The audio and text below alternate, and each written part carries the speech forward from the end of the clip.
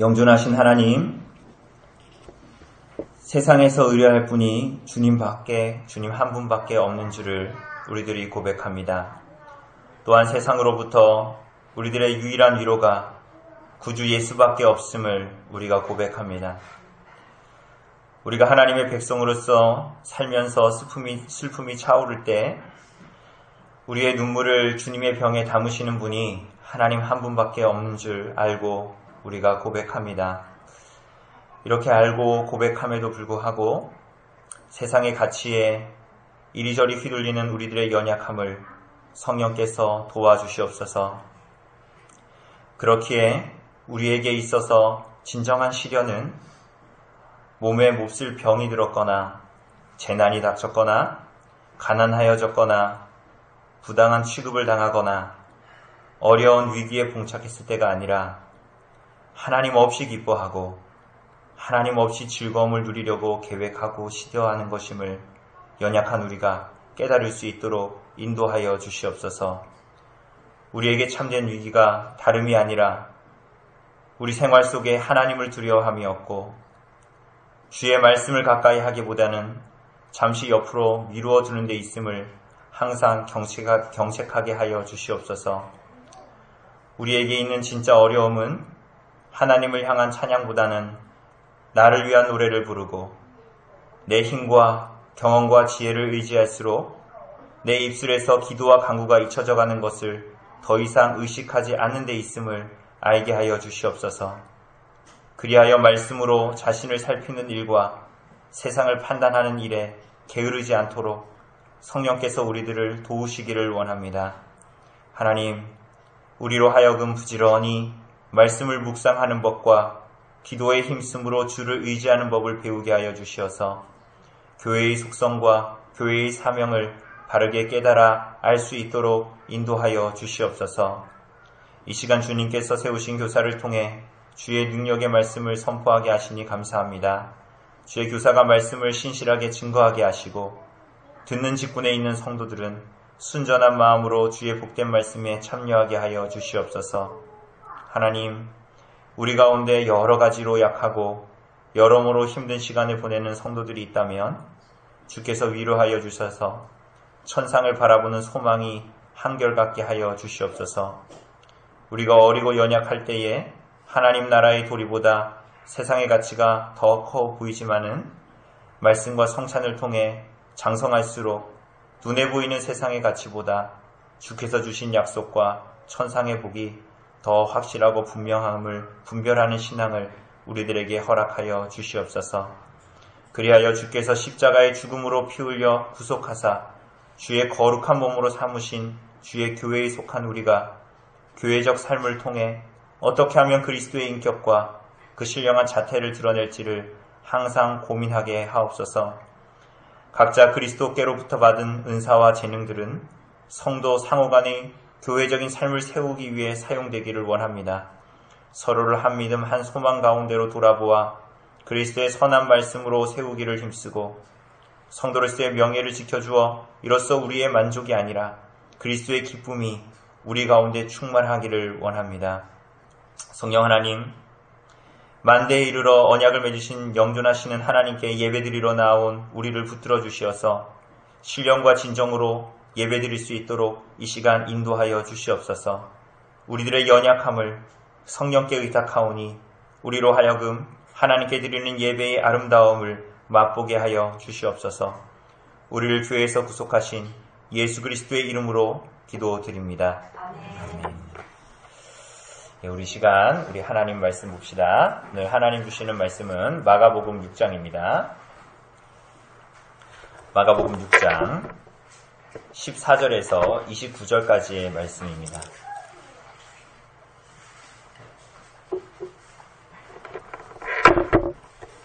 마가복음 6장 14절부터 29절까지의 말씀 제가 봉독해 드리도록 하겠습니다. 이에 예수의 이름이 드러난지라 헤로드 왕이 듣고 이르되 이는 세례 요한이 죽은 자 가운데서 살아났도다.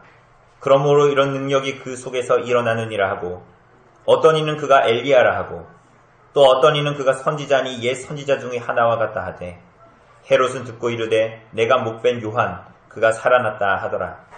전에 헤롯이 자기가 동생 빌립의 아내 헤로디아에게 장가든 고로 이 여자를 위하여 사람을 보내어 요한을 잡아 옥에 가두었으니 이는 요한이 헤롯에게 말하되 동생의 아내를 취한 것이 옳지 않다 하였음이라. 헤로디아가 요한을 원수로 여겨 죽이고자 하였으되 하지 못한 것은 헤롯이 요한을 의롭고 거룩한 사람으로 알고 두려워하여 보호하며 또 그의 말을 들을 때에 크게 번민을 하면서도 달갑게 들음이로라. 마침 기회가 좋은 날이 왔으니 곧 헤롯이 자기 생일에 대신들과 천부장들과 갈릴리의 귀인들로 더불어 잔치할세.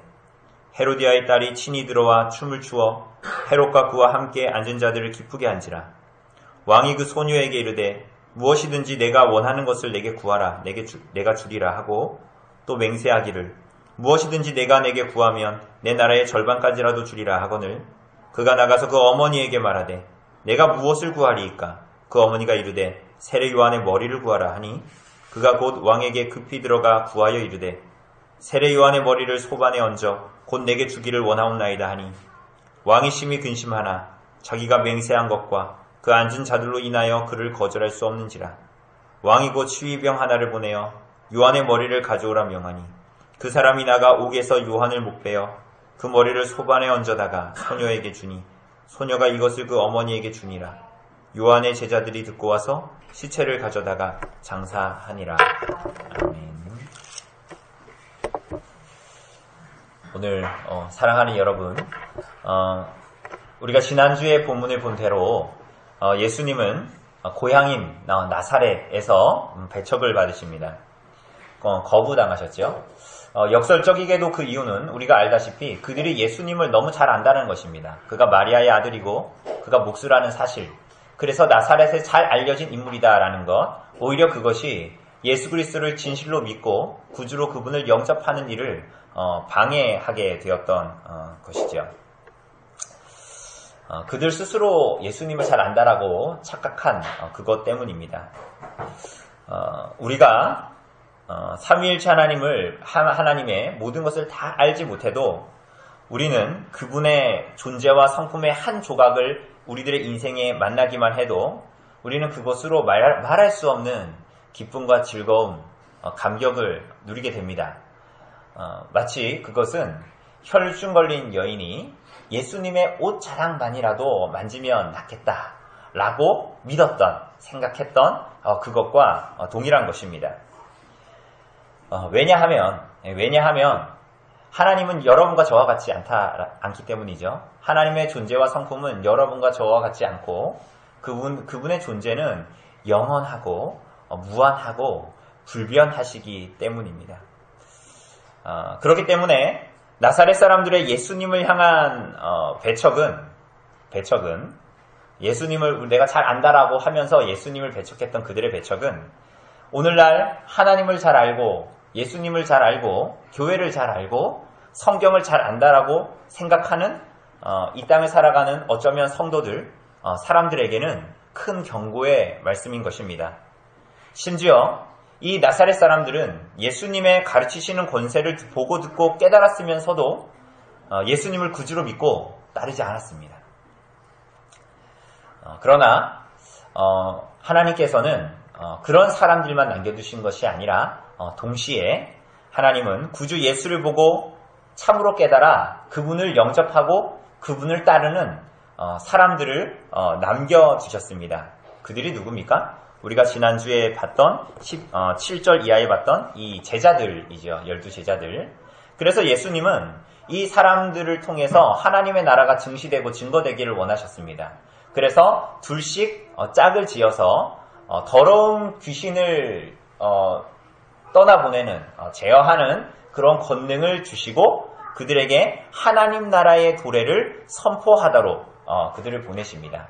그들이 나아갈 때, 그 전도할 때 우리가 알다시피 많은 것들을 가지고 먹을 것, 입을 것, 여분의 돈 이런 것들을 가지고 가게 하지 않고 뭐만 가지고 가게 합니까?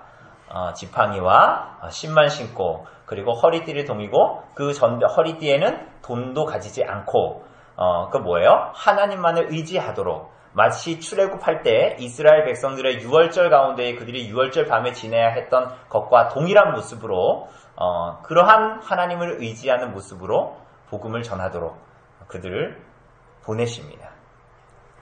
그래서 그들은 하나님에 대한 회개, 구주 예수 그리스도에 대한 믿음을 전파하고 증거했습니다. 그것을 어떻게 드러내게 하셨죠? 기름을 발라 병자에게 기름을 발라 낫게 하시는 것으로, 그죠? 그것은 그 카톨릭이 얘기하는 어떤 성수, 어떤 그런 것들을 통해서 사람이 낫는다라는 것을 말씀하시는 것이 아니라 이 제자들에게 예수께서 특별히 능력을 주셔서 그들이 가서 하나님으로부터 그 사명을 받은 그들이 가서 기름을 바를 때에 그 병자에게 그 병자가 낫게 함으로 말미암아 정말 하나님의 나라가 도래했다. 예수님으로 말미암아 하나님의 나라가 정말 이 땅에 왔다. 이것을 증시한 것입니다. 그래서 이 제자들은 6절 하반절에 보면 이에 모든 촌에 두루 다니시며 가르치시더라라고 예수께서 이렇게 모든 촌에 다니면서 가르치시고 말씀을 증거하셨다라는 이 말씀과 같이 이 제자들은 예수께서 주신 소명과 능력을 따라 구주 예수께서 행하신 곳에 동일하게 다니면서 복음을 증거하고 하나님의 나라를 선포했던 것입니다. 여러분, 그래서 어떤 일이 일어났습니까? 14절을 보면 뭐라고 시작합니까? 이에 예수의 이름이 드러난지라 라고 합니다. 예수의 이름이, 예수 그리스도의 이름이 이때야 온 이스라엘 가운데 퍼지고 증거되고 나타나기 시작했다라는 거예요. 여러분, 그런데 우리가 알다시피 우리가 수요일에도 열왕기를 보면서도 자주 이러한 내용들을 다루었는데 하나님은 여러분과 제가 없어도 세상의 모든 일을 주권적으로 하실 수가 있지요. 하나님의 뜻을 모두 다 이루실 수 있습니다. 여러분과 제가 없어도 이 땅에 이 교회가 없어도 하나님은 하나님의 일을 주권적으로 이루십니다. 오히려 오늘날 우리들이 많이 보는 것처럼 부끄러운 말이지만 오히려 성도라는 사람들이 교회라고 세워진 교회 때문에 오히려 세상에 지탄을 당하는 오늘날 시대에 보면 오히려 차라리 성도와 교회라는 이름이 없었으면 차라리 하나님의 일을 방해하지 않겠다라는 생각이 들 정도지요. 그러나 하나님은 하나님의 택한 백성들을 통해서 일하기를 기뻐하십니다. 이것을 기억하는 것이 매우 중요합니다. 하나님은 하나님의 작정을 틀림없이 하나님의 영광을 위해서 이루시지요. 그것을 실행하는 방법이 두 가지가 있습니다. 그게 뭐예요? 창조와 섭리이지요. 하나님은 이것을 통해서 구원받은 하나님의 백성들을 통해 하나님은 섭리적으로 일하시기를 즐거워하시고 기뻐하시지요. 하나님은 하나님의 일을 분명히 이루실 것이지요. 우리가 기도하지 않아도, 그러나 하나님은 우리들에게 기도하기를 원하십니다. 왜 그렇죠? 하나님의 작정에는 우리의 기도가 포함되어져 있지요. 하나님은 하나님의 작정을 이루실 때에 우리들로 하여금 하나님의 뜻을 분명히 이루실 때에 그 성도들로 하여금 기도하여 그 기도를 받아 예수 그리스도의 이름으로 응답하심으로 섭리적으로 하나님의 작정을 이루는 것을 기뻐하십니다. 그것이 하나님의 뜻이지요. 예수님은 그렇기 때문에 제자들의 연약함에도 불구하고 때로는 예수님을 오해하고 때로는 과감하게도 예수님을 핀잔하기도 했던 이 제자들을 들어서 하나님의 일들을 하기를 원하세요. 복음이 증거되고 복음이 나타나기를 원하십니다. 여러분, 이것이 교회의 존귀함입니다. 교회의 존귀함. 구주 예수를 믿고 따르는 자들을 통해서 하나님은 그분의 귀한 복음이 전파되고 예수 그리스도가 증거되기를 원합니다. 그래서 여기에 보면 이에 예수의 이름이 드러난지라 라고 말합니다. 하나님은 귀신의 입을 통해서, 귀신의 증거를 통해서 예수님이 나타나는 거 원하지 않으세요. 그죠?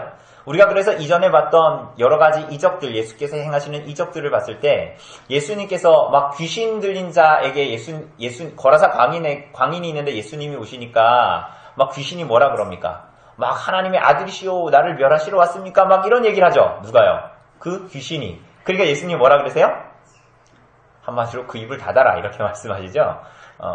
그런 것들은 다 뭐냐면 하나님은 더러운 귀신이나 혹은 우리보다 어쩌면 하나님에 대해서 더 잘 아는, 지식적으로 아는 마귀를 통해 하나님의 이름이 드러나고 예수의 이름이 드러나는 것이 아니라 진정으로 예수 그리스도를 믿는 자들을 통해서 그들이 때로는 부족하고 하나님을 아는 것이 모자라지만 하나님께서 그들에게 주신 믿음의 분량대로 그들에게 주어진 그 분량대로 그리스도의 교회와 성도들의 삶과 그들의 증언을 통해서 하나님이 드러나기를 원하세요.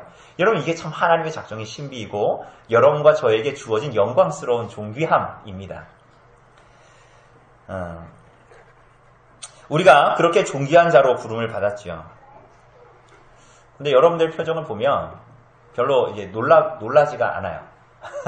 별로 그렇게 기쁜 것 같지도 않고.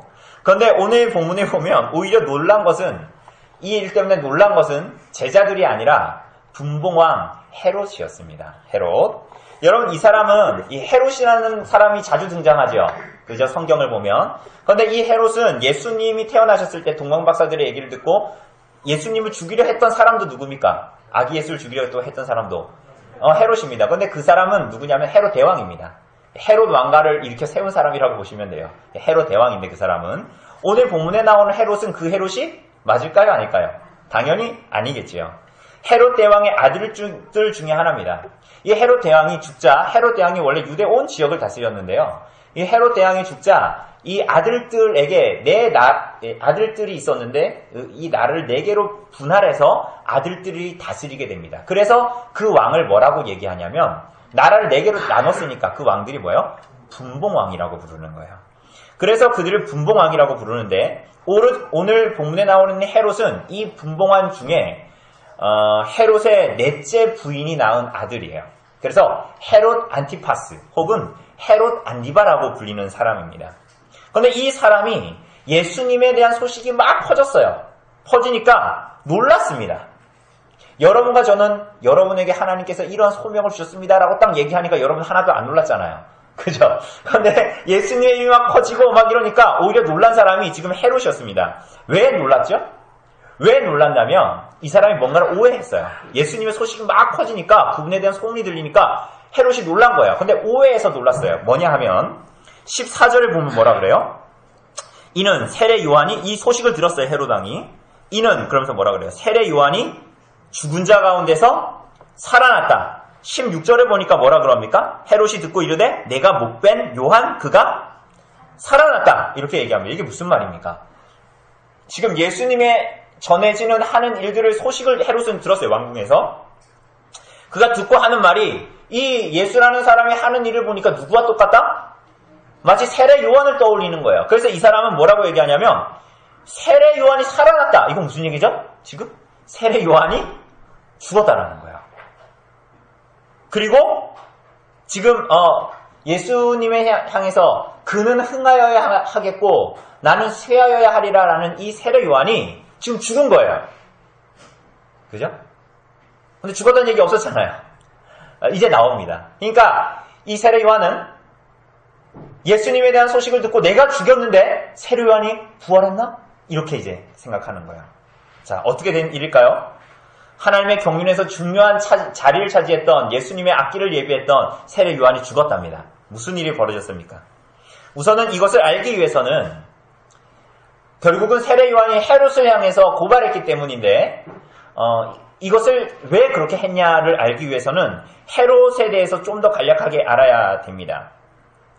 헤롯 대왕, 그러니까 오늘 본문에 나오는 헤롯, 이 안디바가 분봉왕이 되기 전부터 헤롯 대왕이 이스라엘을 다스리기 시작할 때부터 이미 유대인들은 이 헤롯 왕에 대한 정통성에 대해서 굉장히 이제 계속적으로 시비를 걸었습니다. 왜냐하면 정통성 시비에 휘말린 거예요. 쉽게 얘기하면. 왜냐하면 이 헤롯 대왕은 유대인들이 보기에 쉽게 얘기하면 그 아브라함의 혈통 순수 유대인이 아니었던 거야. 그러니까 혼혈인, 이 사마리아인들처럼 혼혈인. 그래서 역사가 요세푸스는 이 헤롯이 이 에돔 사람이다 이렇게 이제 기록하기도 합니다. 이 헤롯 왕조 이전에 있었던 마카비 왕조라는 사람들이 있었는데 이 사람은 한마디로 이 독립이에요. 이스라엘의 독립을 추구했던 사람인데 이 마카비 왕조는 모든 외세를 물리치고 그들만의 독립을 추구했던 사람들이라면 이 헤롯 대왕은 어떤 사람이냐면 로마의 힘을 등에 업고 이스라엘을 다스리려고 했던 이 왕조, 그들이 이제 헤롯 왕조입니다. 그래서 이 사람들은 유대인들이 워낙 들썩들썩거리고 헤롯 왕가는 로마의 등을 잇고 우리나라로 얘기하면 옛날에 일제시대 때 일본의 등을 잇고 뭘 하려고 했던 거예요. 그런데 막 정통성 시비가 일어나고 막 들썩들썩하니까 이들을 좀 잠재워야 하잖아요. 그래서 뭘 했어요? 성전이 3개 있었잖아요. 그죠? 우리가 11개에서 보는 솔로몬 성전, 그리고 그 이후에 포로기 이후에 다시 짓게 되는 그 2번째 성전, 그리고 3번째 성전이 뭐예요? 오늘 여기에 나타나는 이 헤롯 성전입니다. 그러니까 헤롯이 이 정통성 시비, 그리고 이렇게 시끄럽게 끊임없이 시비를 거는 이 유대인들을 잠잠하게 하기 위해서 그들이 그렇게 좋아하고 그렇게 바라는 성전을 지어 주기를 원했던 거예요. 조용하게 해놓으려고. 그래서 그 성전 이름을 뭐라고 하냐면 헤롯 성전이다 이렇게 얘기합니다. 그래서 복음서에 보면 제자들이 예수님한테 예수님 저 성전 정말 웅장하고 놀랍지 않아요? 뭐 이런 얘기 나오죠. 요한복음 2장에 보면 예수님께서 그 성전을 향해서 뭐라 그러십니까? 너희가 그 성전 청결 사건 이후에 뭐라 그래요? 너희가 이 성전을 헐라. 그럼 내가 며칠 만에? 3일 만에 다시 세우겠다. 그러니까 유대인들이 뭐라 그래요? 이 성전이 몇 년 동안 지었는데? 46년 동안 짓고 아직도 완성되지 못했는데 이거 헐어버리면 당신이 3일 만에 짓겠다고? 하는 이 장면에 나오는 이 성전이 바로 헤롯 안디바가 짓고 있는 헤롯 성전입니다.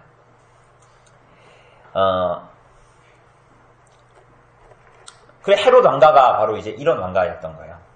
그래서 헤롯은 굉장히 정치적인 사람입니다. 여러분 우리가 헤롯이라고 얘기하면 굉장히 그냥 우리 옛날에 패션 오브 크라이스트 이런 영화에 나오는 것처럼 헤롯이 되게 이상하고 그냥 바보 같은 사람인 것 같은데 사실 이 사람은 굉장히 정치적인 사람이에요. 똑똑한 사람입니다. 그러니까 로마의 등을 업고 이스라엘을 지배할 정도로 왕가를 유지할 사람이 얼마나 정치적인 수완이 뛰어나겠어요. 그러니까 이 사람은 굉장히 정치적인 야망도 있고 정치적인 능력도 있는 사람이에요. 그런데 이 사람은 동시에 굉장히 난폭한 사람이었습니다. 그래서 심지어 자기 아들을 죽이기도 하고요. 그리고 이후에 마카비 왕조가 멸망하고 자기 왕조가 섰으니까 이제 사람들에게는 좀 대외적으로는 내가 마카비도 다 흡수한다 이런 모습을 전의 왕권을 흡수한다 이런 모습을 보여야 되잖아요. 그래서 마카비 왕조의 왕비와 아들들을 자기의 왕비로 받아들입니다. 그리고 나서 어떻게 해요? 나중에 그 왕비도 죽이고 그 아들들도 싹 다 죽여버려요. 그러니까 그만큼 정치적이면서도 굉장히 난폭한 사람이기도 했습니다. 근데 어쨌거나 헤롯은 자기의 와이프를 10명 정도 두고 그 중에서 4번째 와이프의 아들이 오늘 본문에 나오는 헤롯 안디바입니다. 그런데 이 헤롯 안디바는 이런 상황 가운데 헤롯 안디바를 봐야 되는 거야. 이러한 상황 가운데 헤롯 안디바는 세례 요한을 감옥에 가둡니다. 왜 가둡니까? 아주 집안이 콩가루 집안입니다. 왜냐하면 헤롯에게는 그러니까 당연히 헤롯 자기 아버지가 와이프들이 많으니까 그 이복 형제들이 적어야 많아요. 당연히 많겠죠. 최소한 10명은 되겠죠. 그런데 이복 형과 동생들이 있었는데 그 중에 하나가 헤롯 빌립이라는 사람이었어요. 그런데 이 헤롯 빌립이라는 사람은 누구랑 결혼했냐? 자기 이복 형제들의 딸. 그러니까 이 사람으로 치면 누굽니까? 뭐가 됩니까? 관계가. 조카가 되는 거예요. 조카. 이 조카인 여자가 바로 누구냐면 헤로디아예요. 오늘 본문에 나온 헤로디아. 이 헤롯 빌립이라는 사람은 자기 형제 중에 형제들 중에 그 딸인 헤로디아와 결혼을 합니다. 결혼을 해요. 헤롯 빌립이. 그런데 오늘 본문에 나오는 헤롯 안디바가 이 헤로디아가 마음에 들었던 거예요. 근데 결혼을 했어요? 안 했어요? 했죠. 자기 형제하고 결혼한 거예요. 자기 동생하고. 그 어떻게 했을까요? 그래, 우린 인연이 아닌가 보다. 포기해야 드라마에 나오는 사랑일 텐데 이 사람은 어떻게 하냐면 헤로디아를 꼬셔요. 꼬셔서 어떻게 해요? 이 헤롯 빌립과 뭐 해라? 헤어져라. 이혼해라 한 다음에 이혼을 하고 어떻게 됩니까? 자기 이 형제인 헤롯 빌립이 살아있는데 헤롯 안디바와 어떻게 해요? 결혼을 해요. 지난주에 설주간이었는데 이런 명절에 가면 만나겠죠. 그런 과정이 벌어지는 거예요. 심지어는 이 헤롯 빌립과 이 헤로디아 사이에 딸도 있었어요. 이 딸도 있었는데 그 딸이 오늘 이 춤추는 헤롯의 생일에 춤추는 이 헤로디아의 딸입니다. 그러니까 헤롯 안디바하고 결혼한 딸이 아니에요. 결혼해서 낳은 딸이 아니라 이 헤롯 빌립하고 낳은 딸이 오늘 본문에 나오는 이 헤로디아의 딸입니다. 자, 그래서 18절이 말하는 대로, 그러니까 이게 지금 이 왕이 보통 왕이 아니라 열방의 왕이 아니라 지금 어떤 나라를 다스리는 왕이에요. 이스라엘 나라를 다스리는 왕인데, 이러니 18절에 보면은 헤롯이 어떻게 했어요? 요한이 어떻게 했습니까? 헤롯에게 동생의 아내를 취하는 것이 옳지 않다. 만약에 동생이 후사가 없이 죽었으면, 우리가 형사치수제 이런 거 알잖아요. 동생이나 형이 후사가 없이 죽었으면, 그죠? 그 형이나 동생이 들어가서 어떻게 되는 거예요? 그 기업을 잇게 하는 거예요. 그런데 지금 오늘 이 상황은 그럽니까? 아닙니까? 아니죠. 헤롯 빌립 자기 동생이 살아있잖아요.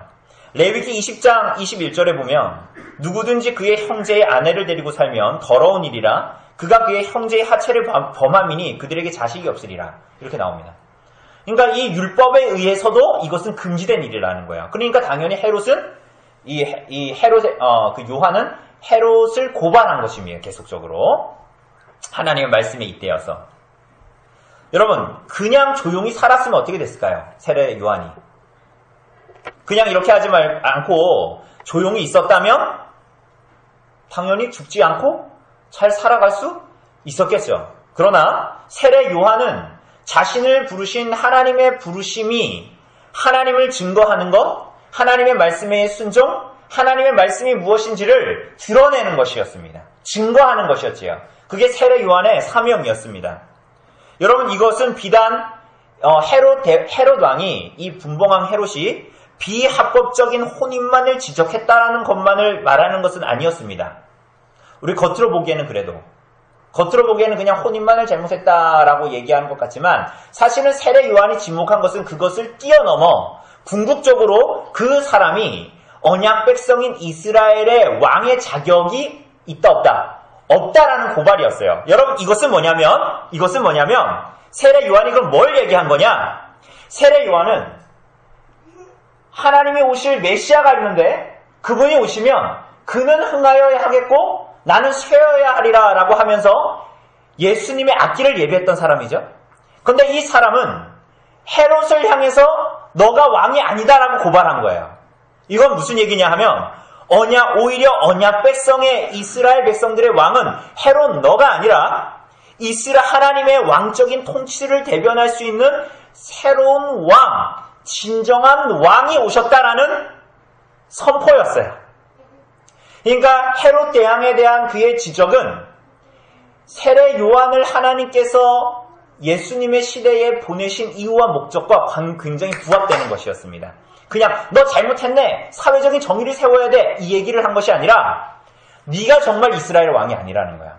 이스라엘 백성들이여, 언약 백성들이여, 저 왕을 보지 마십시오. 누구를 보라는 거예요? 진정한 왕이신 그리스도를 보라는 지시였던 거예요. 여러분, 그러면서 진정한 왕은 예수님이십니다. 그리고 지금 있는 당신도 율법에 의해서 지금 결혼한 것도 아닙니다. 그러므로 당신은 진정한 왕이 아닙니다라고 증거하고 막 이런 것들을 고발하고 이러니 헤롯 왕의 와이프였던 헤로디아는 마음이 편안하겠습니까? 편안하지 않겠습니까? 편안하지 않겠지요. 그렇기 때문에 왕의 아내로서의 지위를 계속 유지하려면 어떻게 해야 돼요? 반드시. 누가 죽어야 됩니까? 세례 요한이 죽어야 되죠. 그래서 우리 본문에도 나오지만 헤로디아는 여러 가지 방법으로 세례 요한을 죽이려고 했어요. 헤로디아는. 그런데 죽이지 못했습니다. 그 이유가 뭐죠? 20절에 보면 헤롯이 뭐라 그래요? 요한을 의롭고 거룩한 사람으로 알고 두려워하여 보호하며 또 그의 말을 들을 때에 크게 번민하면서도 달갑게 들음이러라. 그러니까 이 헤롯이 세례 요한의 말을 굉장히 듣기 싫어요. 그러면서도 그 사람이 어떤 사람이다? 의롭고 거룩한 사람인 줄 알았기 때문에 그를 보호했던 거야. 그러면서 그가 하는 말이나 이런 거에 어때요? 양심이 막 찔리고 번민하고 고민이 됐던 거예요. 사랑하는 여러분, 세례 요한은 하나님의 말씀을 증거하고 말씀을 따라 믿음과 회개를 선포하여 감옥에 갇히게 되었습니다. 하나님의 말씀의 순종, 그의 인생을 부르심의 응답은 세례 요한의 삶에 이렇게 나타나고 있습니다.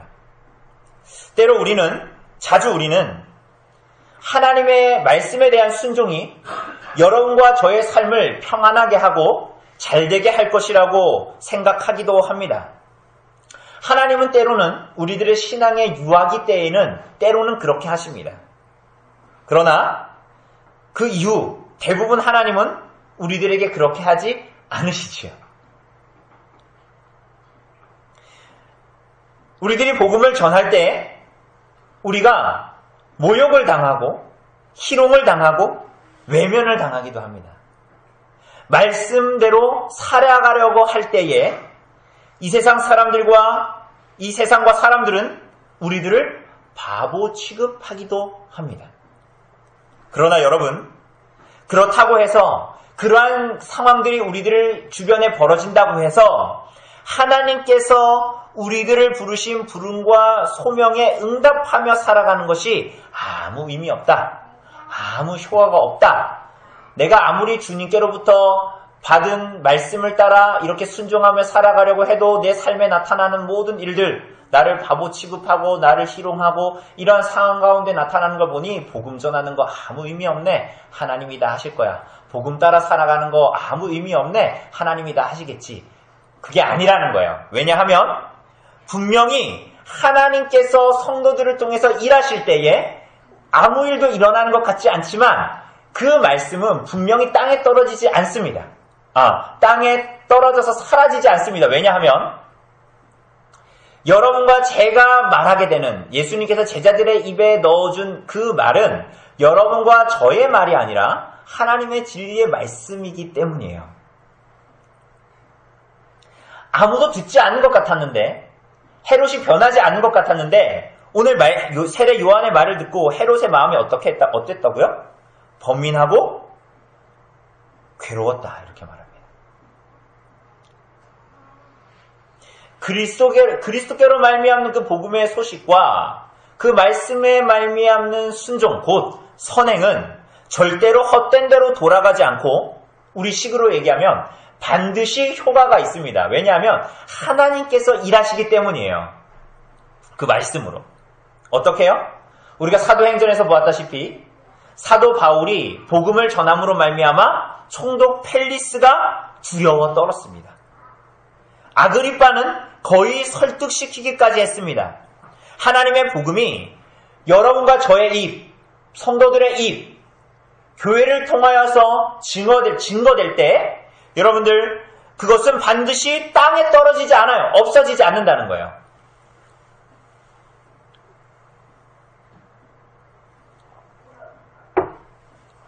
여러분, 저희 아이들에게 자기 전에 성경을 읽어줍니다. 오늘 오전에는 승민 형제가 와서 아이들에게 말씀을 잘 가르쳤습니다. 여러분, 그런데 아이들이 하나님 앞에 바르게 성장하는 것은 저나 제 아내가 아이들에게 열심히 성경을 읽어주었기 때문입니까? 물론 그렇기도 하지요. 그러나 본질적으로는 뭐예요? 하나님의 말씀이 그들에게 전해지고 선포되어졌는데 그 말씀이 그들 안에, 저 아이들 안에 일하기 때문인 거예요. 그죠? 여러분, 그래서 하나님의 말씀을 증거하고 선포하는 일은 아무리 아이들에게 해봤자 아이들은 정말 변하는 것 같지 않고 어제도 싸우고 오늘도 싸우고 좀 전에도 싸우고 삐지고 어제도 삐지고 그저께도 삐지는 것 같지만 하나님의 말씀은 반드시 그들의 심령 가운데 일합니다. 반응은 여러 가지겠죠.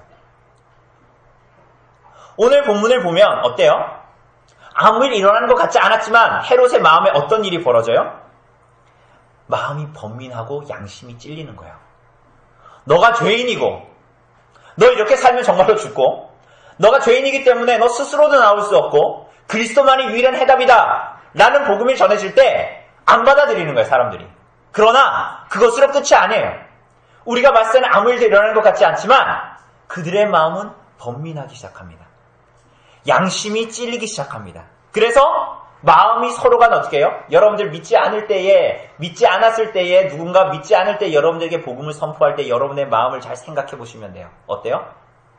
마음이 불편하고 막 정말 그럴까? 아니야 하는 마음이 막 교차하고 서로 마음이 고소하고 변호하고 변론하고 그게 맞을까? 하는 마음들이 막 우리 안에 일어나죠. 마치 그와 같은 일들이에요. 하나님의 말씀은 절대로 실패하는 일이 없죠.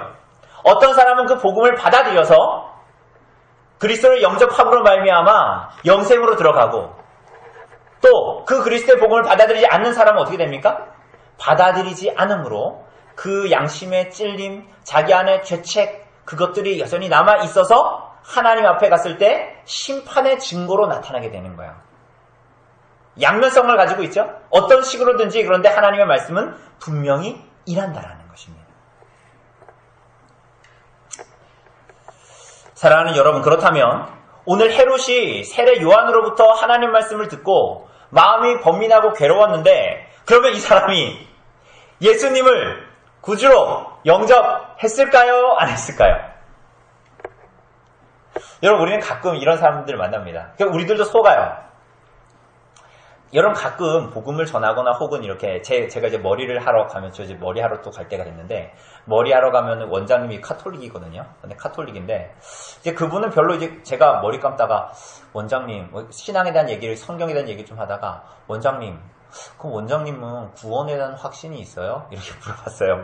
머리 감으면 이렇게 눈을 가려주잖아요. 이렇게 뭘로. 원장님은 구원의 확신이 있어요? 물어봤어요. 그러니까 그 원장님이, 구원의 확신이? 전 구원의 확신? 그런 거 잘 몰라요. 이러더라고요. 그 전까지만 해도 이 사람이 하나님에 대해서 얘기를 하고 뭔가 교회에 대해서 얘기를 하면, 이 사람이 복음에 대해서 관심이 있나? 이 사람은 조금만 하면 예수를 영접하겠는데? 이런 생각을 하죠. 그런데 이건 굉장히 순진한 생각이에요. 여러분, 우리가 때로는 복음에 관심을 보이거나 교회 생활에 관심을 보이는 사람들을 가끔 만납니다. 그래서 우리는 그 사람들을 보면, 이 사람 예수 믿으려나 보다. 이 사람 교회 다닐 것 같은데 이 사람은 신앙하는 마음이 있나 보다 라고 생각합니다. 물론 이런 반응이라도 있으면 얼마나 가능성이 있는 거예요. 변론할 수도 있고. 그러나 사실 이런 사람들은 대부분 헤롯과 같은 경우가 굉장히 많습니다. 무슨 말이냐 하면, 오늘 헤롯은 어떻죠? 겉으로 보기에는 믿는 믿음이 있는 것 같으나 사실은 예수를 진실하게 따르는 참된 믿음은 없어요. 그러니까 경박하고 피상적인 믿음, 위선에 찬 거짓 믿음이 이 사람 가운데 있는 거예요. 여러분, 마가복음 4장에 보면 씨가 떨어지는 4가지의 땅이 있죠. 그죠? 그런데 그 중에 3번째 씨가 떨어지는 그 땅이 어떤 땅이냐면, 씨가 뿌려졌는데 가시떨기에 떨어져서 가시가 자라서 그 기운을 막아가지고 열매 맺지 못하는 씨가 나타나죠. 그게 마치 오늘 본문에 나오는 헤롯과 같은 사람이에요. 여러분, 이 사람은 어떤 사람입니까? 예수님께서 해석해 주시길, 이 사람이 어떤 사람이냐? 말씀을 듣기는 들으나 세상의 염려, 재물의 유혹, 기타의 욕심이 그 사람 안에 들어와서 말씀을 막아서 결실하지 못하게 되는 자. 더 쉽게 얘기하면 말씀을 받기는 받고 듣기는 듣고 마음은 괴롭고 양심은 찔림은 받고 때로는 번민도 해요. 그런데 열매 맺지 못해요. 다르게 얘기하면, 마가복음식으로 얘기하면 예수님을 따르는 제자로 살지 못하게 되는 거예요. 이 사람은 어떤 사람입니까? 마태복음 19장에 나타나는, 주님, 내가 어떻게 영생을 얻을 수 있겠습니까? 내가 주님의 말씀을, 하나님의 말씀을, 율법을 다 지켰습니다. 이 사람 누구예요? 부자 청년이죠.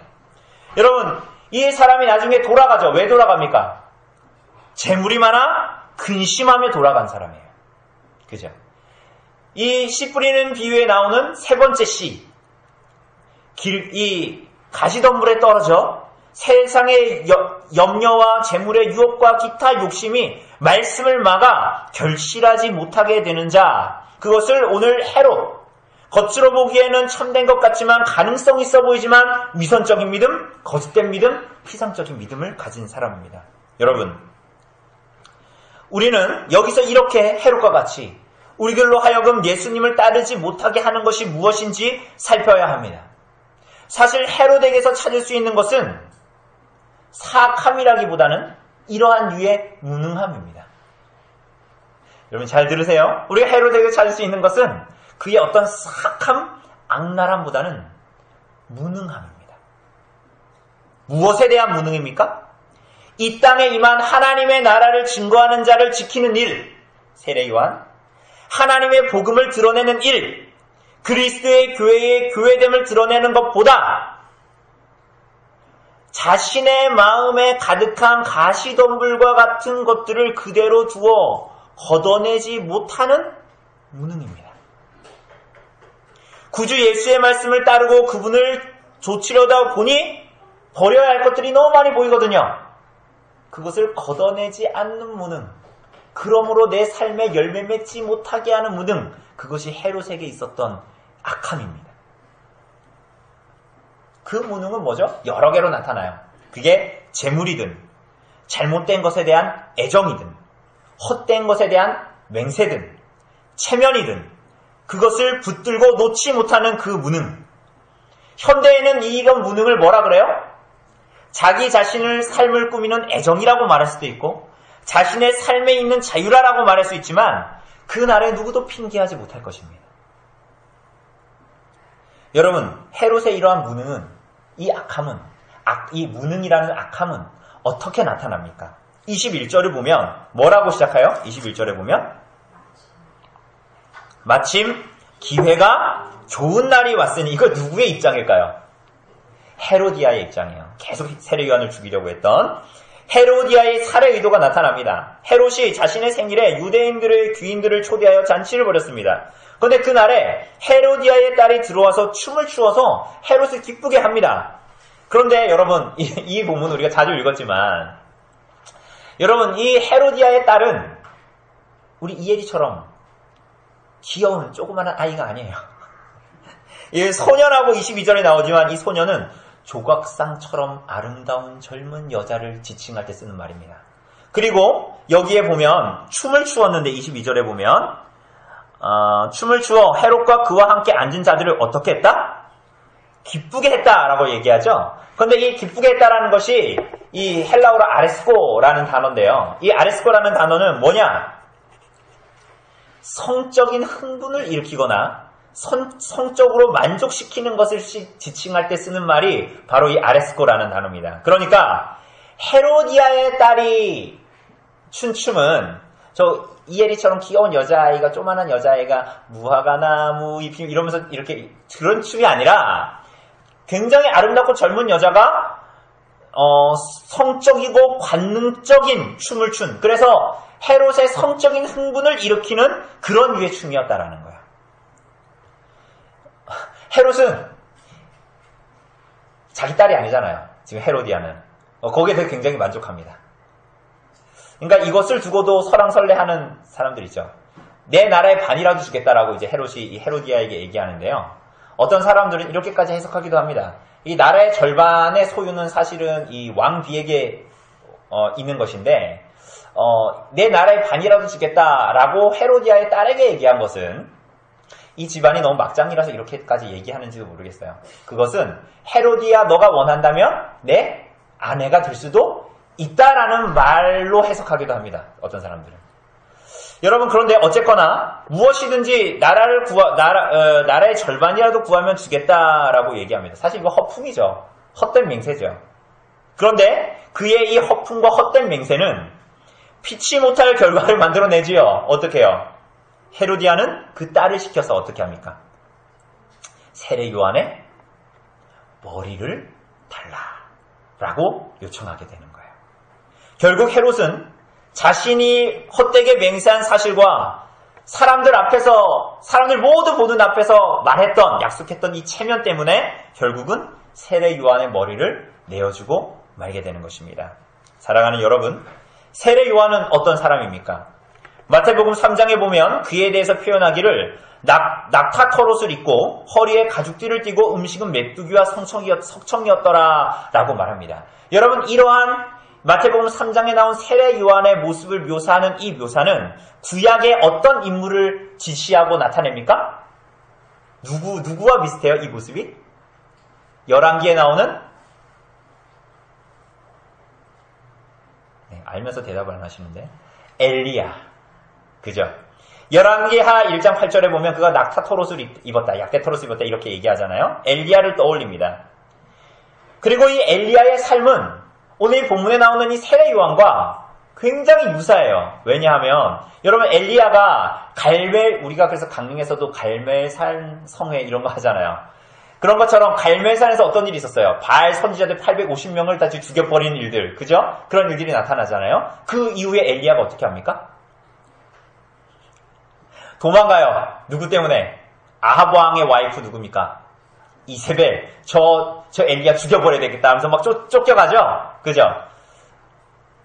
그리고 이 이세벨 때문에 하나님께서 자기에게 주신 기업을 지키려고 했던 나봇이라는 사람이 죽게 되죠. 포도원을 뺏기고.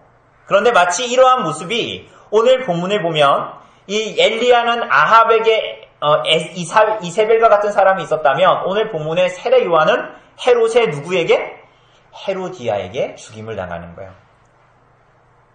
그런데 이 일은 정확하게 세례 요한이 어떤 부르심 가운데 부름받은 사람인지를 잘 나타내 보여줍니다. 세례 요한의 어떠함, 그리고 그가 사실은 구약에 나타났던 엘리야와 이 비슷한 연관성은 세례 요한이 어떤 일에 부름을 받은 사람인지를 잘 드러냅니다. 왜냐하면 말라기서, 구약 성경 말라기서 4장 5절에 보면 이런 말씀이 있죠. 보라, 여호와의 크고 두려운 날이 이르기 전에 내가 선지자 엘리야를 너희에게 보내리니 라고 합니다. 누구를 보낸다고요? 선지자 엘리야를 보낸대요. 여기서 선지자 엘리야는 누굽니까? 승천한 엘리야가 다시 온다는 말이에요? 예수님께서 마가복음 9장 11절에서 13절에 이렇게 말씀하십니다. 엘리야가 이 세례 요한에 대해서 말하는 거예요. 엘리야가 과연 먼저 와서 모든 것을 회복하였거니와 어찌 인자에 대하여 기록하기를 많은 고난을 받고 멸시를 당하리라 하였느냐. 그러나 내가 너희에게 이르노니 엘리야가 왔으되 기록된 바와 같이 사람들이 함부로 대우하였느니라 라고 말합니다. 그러니까 이 세례 요한은 엘리야와 굉장히 비슷한 면모를 가지고 있습니다. 그런데 말라기에서 예언된 대로 크고 두려운 날, 이 날은 사실은 예수님이 하나님의 나라를 가지고 오는 날이죠. 그 예수님이 오시기 전에 선지자 엘리야를 보내겠다라는 거예요. 그런데 이 선지자 엘리야는 사실 누구였어요? 그렇죠. 세례 요한이었던 거예요. 세례 요한이 바로 구약에서부터 예언된 예수님의 길을 예비할 사자, 구주 예수께서 오심으로 말미암아 도래한 하나님의 나라가 이르기 전에 보냄을 받아 그분의 길을 예비할 엘리야, 선지자 엘리야였지요. 여러분, 이 선지자 엘리야가 어떻게 이 일들을 감당했죠? 선지자 엘리야는 하나님의 말씀에 온전히 순종하여, 여러분 엘리야 선지자가 있던 아합 왕 시대는 굉장히 잘 살던 시대입니다. 그래서 그때는 선지자들도 거짓 선지자들이 있었어요. 누구에게 손을 비비는? 왕에게 손을 비벼서 콩고물 떨어지는 거 받아먹고자 좋은 말만 해주는 예언자들이 있었습니다. 그런데 엘리야는 어떻게 했어요? 그렇게 하지 않았어요. 여러분, 그래서 엘리야 선지자를 향해서 아합 왕은 뭐라 그랬냐면 이스라엘을 괴롭게 하는 자라고 얘기했어요. 누구를 괴롭게 한다고요? 이스라엘을 괴롭게 한다고. 왜? 나 이렇게 살고 싶은데 자꾸 엘리야는 뭘 갖고 와서? 하나님 말씀 갖고 와서 그렇게 살면 안 된다라고 하니까 제가 여러분에게 가끔 말하고 신방하면서 그렇게 하지 말라고 얘기하면 여러분들 억지로 웃음을 짓지만 여러분의 마음은 어때요? 불편하죠? 안 편하십니까? 그래서 여러분, 아합 왕은 엘리야를 향해서 이스라엘을 괴롭게 하는 자라고 얘기해요. 심지어 아합 왕은 미가야 선지자에게 뭐라고 얘기하냐면, 미가야 선지자라는 선지자가 있는데 그 선지자에게 뭐라고 얘기하냐면 나에게 나쁜 일만 예언하는 사람이다. 여러분도 저를 향해서 그렇게 생각하지 않으십니까? 나 자꾸 나쁜 말만 하는 사람. 여러분, 그러니까 왜 이렇게 얘기하는가? 아합 왕은 하나님 말씀대로 안 살고 싶고 지 마음대로 살고 싶으니까 자꾸 이런 얘기 하는 거예요. 그런데 이 엘리야나 미가야 선지자나 세례 요한이 사람들 눈치를 보면서 이렇게 하면 저 집사님이 나한테 설날에 나한테 고기 안 주지 않을까? 저 집사님 나한테 설날에 과일 안 주지 않을까? 이러면서 은근한 성공과 은근한 인정에 기대요? 아니, 세례 요한도 그렇게 할 수 있었어요? 없었어요? 그렇게 할 수 있었죠, 충분히. 여러분, 엘리야도 충분히 그렇게 할 수 있었지요. 그러나 그것에 기대하지 않았어요. 그것에 따라 예언하거나 행동하지 않았어요. 복음을 전하는 것, 그리스도에 대한 믿음과 생명에 이르는 회개를 전파하는 것, 죄를 꾸짖고 하나님의 뜻대로 살지 않는 것에 대해서 분명하게 경고하고 복음을 전하는 것. 여러분, 이게 인기 있는 거예요? 인기 없는 거예요? 인기 없죠. 사람들은 자기가 하고자 하는 것을, 살고자 하는 삶을 막아서는 것, 돌이키게 하는 것을 좋아하지 않지요.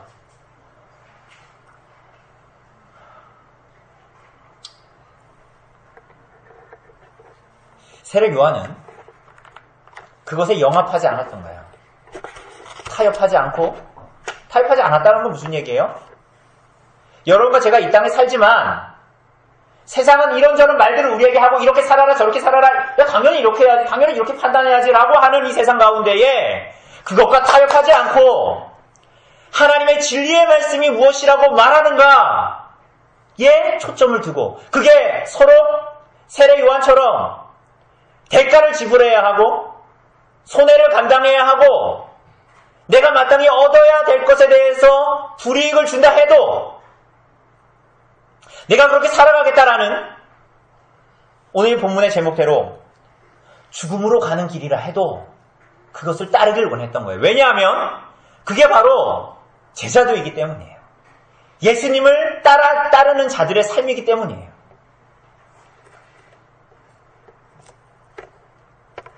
여러분, 오늘 제자들에게 맡겨진 복음, 여러분과 저에게 맡겨진 복음, 세례 요한에게 맡겨진 복음은 대체 뭡니까? 그것을 증거하는 일이 그분의 백성과 교회에만 주어졌는데 그 그리스도의 복음을 증거한다라는 것은 대체 뭡니까? 여러분, 세례 요한은 그의 죽음을 통해서까지 참된 왕이 예수님이다 라는 것을 증거했어요. 하나님께서 그를 이 땅에 보내신 이유와 목적이기도 했죠. 이걸 뭐라 그래요? 소명이라고 얘기하죠. 여러분, 그런데 이렇게 순종하여 살아가는 이 일은, 소명을 따라가는 이 일은 여러분 대단한 열매가 여러분에게 주어지는 것이 아닐 때가 굉장히 많습니다. 여러분들이 소명을 따라 내가 이렇게 살아가야 돼 라고 살아가는 그것은, 지금 이거 라이트가 이렇게 저를 비추고 있지만 이렇게 스포트라이트를 여러분들에게 막 비추는 그런 일들이 아닐 때가 굉장히 많다라는 거예요. 오히려 본문에 나오는 세례 요한의 삶과 동일합니다. 예수님은 이 사람에 대해서 뭐라 그랬어요? 이 세상에 존재했던 여자가 낳은 자 중에 이 자보다 큰 자가 없다라고 예수님께서 하신 사람이 누구예요? 세례 요한이에요. 그런데 그 사람이 소명을 따라 산 마지막은 뭐예요? 술자리에 오락 제물로 희생된 거예요. 하나님의 나라가 보는 것과 이 세상이 보는 차이점이 너무 크죠? 갭이 너무 크죠? 한 여자의 음란한 춤사위 하나로, 헤롯의 음흉함과 흥분과 헛된 맹세 하나로 여자가 낳은 자 중에 가장 큰 이 세례 요한이 술자리에 오락거리 하나로 죽게 되는 거예요. 그의 죽음을 많은 사람이 본 게 아니에요. 어떤 하급 관리가 그냥 가가지고 목을 댕강 잘라버린 거예요. 여러분, 오늘 세례 요한의 죽음은 무엇을 얘기합니까? 오늘 세례 요한의 죽음은 분명히 예수 그리스도의 죽음, 이후에 나타날 예수 그리스도의 죽음을 분명하게 예표합니다. 그러나 동시에 무엇보다도 여러분과 저와 같이 구주 예수 그리스도로 말미암아 구원받고 은혜로 구원받아 영생을 누리며 하나님께 어떻게 감사하며 살아갈까 고민하는, 주님 사랑합니다, 주님을 기뻐합니다, 주님이 오늘 오후에 볼 거지만 주님만이 나의 하나님이시고 구세주이시고 주인이십니다 라고 고백하며 구주 예수를 진정으로 따르고자 하는 자들의 인생에 여러분의 그 마음이 진심이라면, 하나님을 사랑하는 마음이 진정이라면 여러분의 인생에 무엇이 기다리고 있는가를 보여주는 것이 세례 요한의 죽음이에요.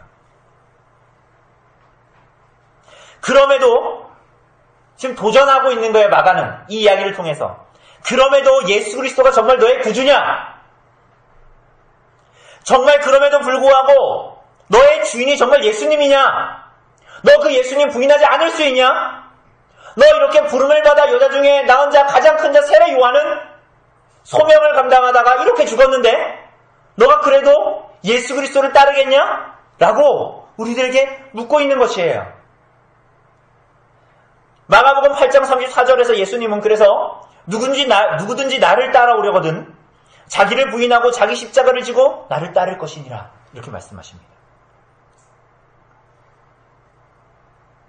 오늘 읽지 않았지만 29절 이후에 나오는 바로 아래 나오는 30절을 보면 이렇게 기록하죠. 우리 같이 읽어볼까요? 30절 시작. 가르친 것을 낱낱이 구하니라고 말합니다.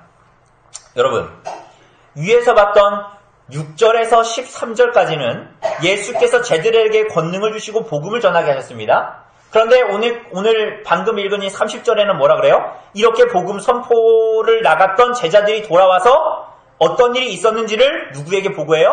예수님께 보고합니다. 제자들을 보냈고 제자들이 돌아왔습니다. 이 사이에 무슨 일이 있어요? 14절부터 29절에 세례 요한의 죽음이 있는 거예요. 이건 뭔 얘기하는 거예요?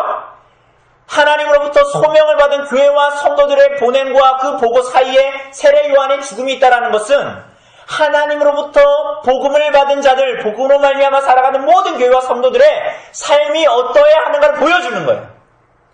누구든지 나를 따라오려거든 자기를 부인하고 자기 십자가를 지고 나를 따를 것이니라. 누구든지 세례 요한과 같은 운명을 감수해야 한다라는 것을 말하고 있는 것입니다. 이 사건은 여러분과 저의 삶에 나타나는 고난과 어려움이 정상이라는 것을 말하는 거예요. 반대로 얘기하면 여러분과 제가 이제 더 이상 세상이 요구하고 추구하는 것을 따라서 살아가는 사람이 아니어야 한다라고 여러분과 저의 존재에 대해서 말하는 것입니다. 여러분, 그래서 이 땅에 있는 그리스도의 몸인 교회, 누구라도 주님을 진정으로 따르고자 하는 이들의 죽음이 무엇인지를 예시하는 것이에요. 여러분, 반만 예수님을 따르는 것은 없습니다. 그런 사람은 예수님의 제자가 아니죠.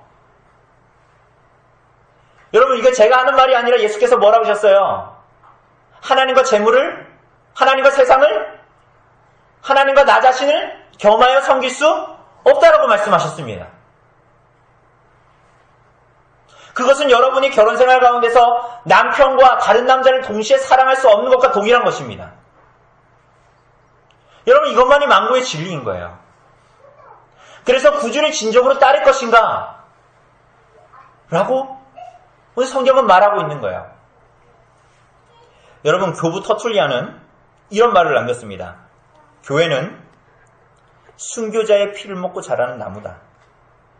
뭐라고요? 교회는 순교자의 피를 먹고 자라는 나무다. 여러분, 교회는 그리스도의 피값으로 세워진 교회입니다. 여러분, 맞습니까? 그리고 그 교회로 부름을 받은 모든 성도들은 그리스도의 보혈의 공로만을 의지합니다. 맞습니까? 그러나 그렇게 진정으로 그리스도의 은혜로 구원받은 모든 사람들, 그리스도를 진정으로 사랑하며 기뻐하고 그분을 의지하는 모든 사람들은 반드시 누구도 예외 없이 자기를 부인하고 자기 십자가를 지고 예수님을 좇게 됩니다. 그분의 뜻과 말씀에 순종함에 자신의 모든 삶을 드리려고 합니다. 그것이 어떤 대가와 수고를 지불하더라도.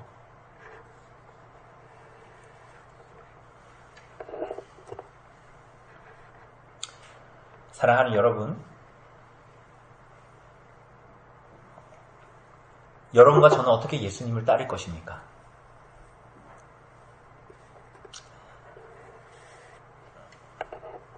여러분, 하나님께서 여러분들에게 어떤 열매를 찾으실 것 같아요? 여러분, 그날에는 예수님께서 우리에게 주신 달란트로 무엇을 남겼는지를 요구하실 것이고, 우리들의 100년도 안 되는 이 땅에서의 인생이 모두 다 끝나면 하나님께서 여러분과 저에게 주신 모든 것을 통해서 부르심에 어떻게 응답했는지 그 열매를 달라고 하실 것입니다. 여러분들은 그 열매를 무엇으로 하나님께 드릴 것입니까? 어떤 사람들은 이렇게 얘기합니다. 나는 전도를 몇 명 했는데요. 나 때문에 구원받은 사람이 몇 명이고요. 내가 교회에 한 헌금은 얼마예요. 이게 내 열매라고 생각하는 사람들이 있어요. 여러분, 그렇지가 않습니다. 여러분, 그것이 만약에 열매라면 오늘 세례 요한은 기뻐할 수가 없죠. 여러분, 세례 요한 때문에 뭐 건물이 세워졌습니까? 교회가 세워졌어요? 그런 거 아니잖아요. 여러분, 수치와 성과로 계산할 수 있는 그러한 열매를 주님께서 요구하시는 것이 아니지요. 무엇을 요구하십니까? 하나님이 부르신 자리에 하나님의 방법대로, 뭐로요?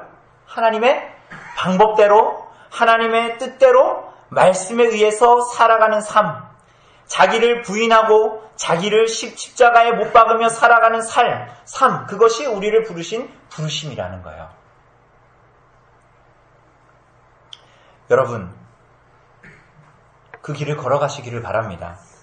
여러분, 그 길을 따라가는 것이 여러분과 저를 죽이는 것 같지만 여러분, 그것이 이 땅의 모든 성도들이 걸었던 제자들의 길이요. 그것이 정말 우리가 영생을 살아가는 길이라고 성경은 말하고 있습니다. 우리 사랑하는 여러분, 세례 요한이 그의 삶뿐만이 아니라 죽음을 통해서까지 참된 왕이신 그리스도를 드러내고 그분을 증거한 것 같이 여러분과 저의 모든 삶을 들어 그리스도를 사랑하고 증거하는 자로 나타나도록 그 온전한 열매를 날마다 드리는 충성된 자로 그 부르심에 온전히 응답하는 교회로 나타나도록 성령께서 여러분과 저를, 우리 교회를 도우시기를 간절히 바랍니다. 이 시간